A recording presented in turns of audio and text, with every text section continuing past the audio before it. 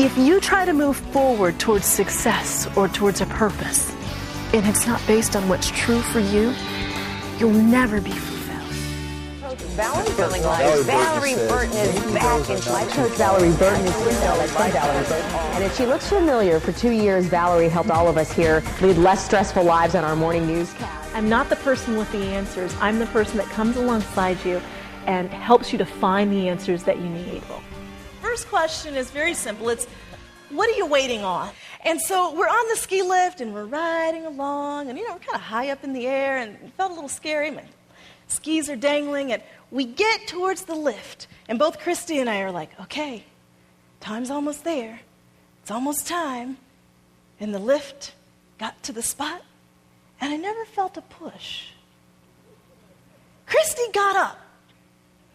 She tried to ski down, but the ski lift smacked her in the rear end, and she fell over and kind of just tumbled down the hill.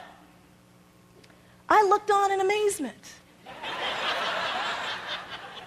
The ski lift continued to move around, and I was still on it. And I thought, oh my gosh, I missed it. There was no push. I wanted the seat to go, get up, Valerie. Get up. It never did that. There is no push when you're on a ski lift. It's just when it's time, you'll get up. The signal, it was really obvious. There's a hill. It's time to get up. Christy got up. She didn't do it very gracefully, but she did it. And sometimes we have to be willing to move forward, even though we're going to look a little silly and be a little nervous and we might not do it right. What I'm saying to you is that your fear is not an excuse not to move forward. But I was at the Air Force Academy, and I had to be a pretty good student to get in. I got a presidential appointment, and I got there, and I got my grades the first semester. And I didn't know you could get a 1.4. Did y'all know this? I had no idea. I looked at my grades. I said, okay, I've got a problem here. And I was on academic probation the entire year, and I felt like such a failure, a complete failure. And in that process, I didn't even want to admit to people why I had left. And I thought, well, what am I going to do next? I've let down my parents. My dad, obviously, being an Air Force veteran, was very, very excited. And now I've decided to leave. In the process of that failure, what I figured out is that wasn't the place for me. There were some things I needed to learn. I learned more in that 10, 12 months that I was there than I had learned in the previous 18 years of my life. What is it that you failed at that has a lesson for you? I thought I was a pretty good writer, because when I was in the second grade, Miss Johnson told my parents, Valorie is a good writer. And I believed her. So for like the next 14 years, every time I sat down to write, I would remember what Miss Johnson said. She said, I'm a good writer. I must be good. She's a teacher. She knows what she's talking about. So when I decided I'd get my master's degree in journalism, I thought, this is going to be a breeze, because I'm a good writer. And this was news writing and reporting, and Dr. Workman would return my reports with all of this red ink on them. And, the first time I thought, she didn't read it very well, I'll give her a pass on this. And the second time I was like, this is interesting, there's more red ink this time. The third time I said, look, I'm going to have to talk to her.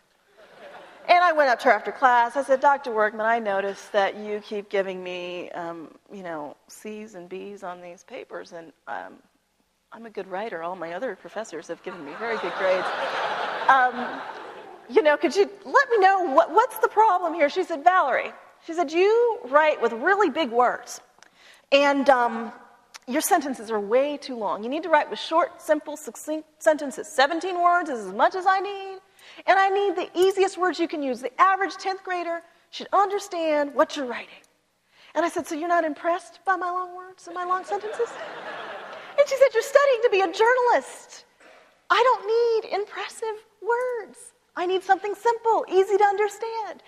What was so interesting for me in that is that as she began to shape and mold me, I actually became a much better writer. I thought I was good before. But Dr. Workman stretched me. She raised the bar for me. And I believe if she had not raised the bar for me, I would not have been ready to start my own public relations firm. I would not have been able to start writing books. just easily. I edited the first book. They hardly changed it when they published it. And so I recognized that she stretched me, she raised the bar, but boy, isn't it hard to take constructive criticism? And if we can relax and take a deep breath and say, you know, I might be good, but I could be better. If I had a video camera and I had followed you around for the last week and you didn't know it, y'all think about that for a moment. Some people are going, oh no, that would be a problem, Valorie. But if I had followed you around for a week and you didn't know it, what would I say you were expecting in your life? What would I say you were expecting? Because if you're expecting victory, that means you're preparing for it. That means you're acting like victory is on the way. I think she's very motivational and very inspirational. I just loved her. She makes great eye contact. You can just tell she's talking to you, and she's been there, she's done that, and it was great. Miss Burton is definitely a lady of vision, and I like her charisma on stage.